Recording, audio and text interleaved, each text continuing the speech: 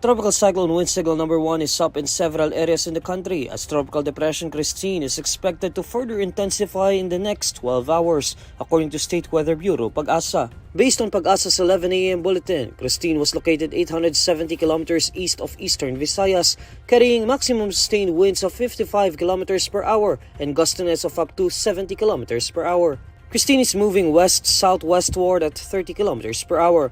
According to the State Weather Bureau, Tropical Cyclone Wind Signal number 1 is raised in some areas of Luzon, including Catanduanes, Masbate, Camarines Sur, Albay, Sorsogon, Camarines Norte, and the eastern portion of Quezon Province. Signal number 1 is also raised in some areas of Visayas, including eastern Samar, northern Samar, Leyte, Biliran, and southern Leyte, as well as in Dinagat Islands and Surigao del Norte in Mindanao.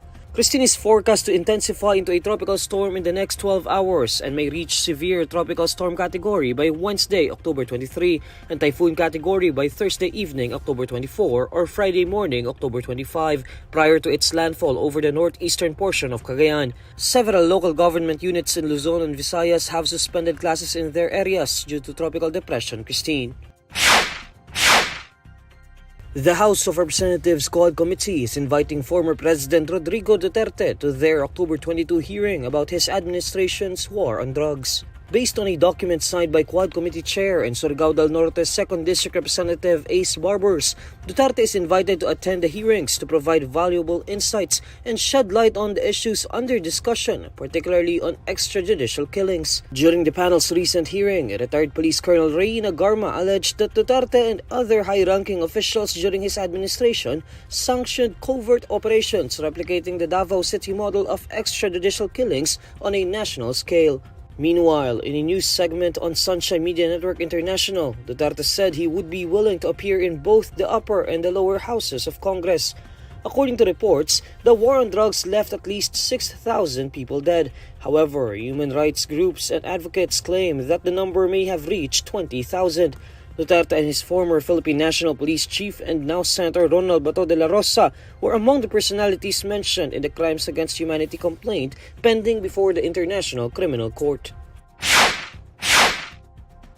Senate President Francis Cheese Escudero announces that he had tapped Senate Minority Leader Aquilino Coco Pimentel III to lead the Senate inquiry into the drug war killings under former President Rodrigo Duterte's administration.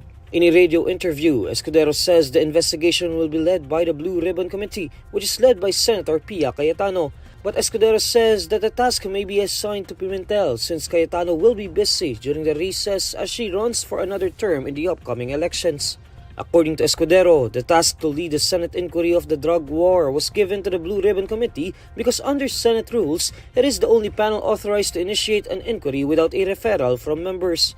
Escudero says that they have discussed in the plenary an observation that whenever Congress is on recess, the power of the Committee on Rules to refer a matter to the appropriate committee is hijacked. Escudero adds the Senate leadership merely reiterated the rule that only the Blue Ribbon Committee could launch a motu proprio investigation, noting that this power is not available to all committees. Meanwhile, Senator Pimentel clarifies that while he is willing to preside over the inquiry, the matter has yet to be officially referred to him by the Senate leadership.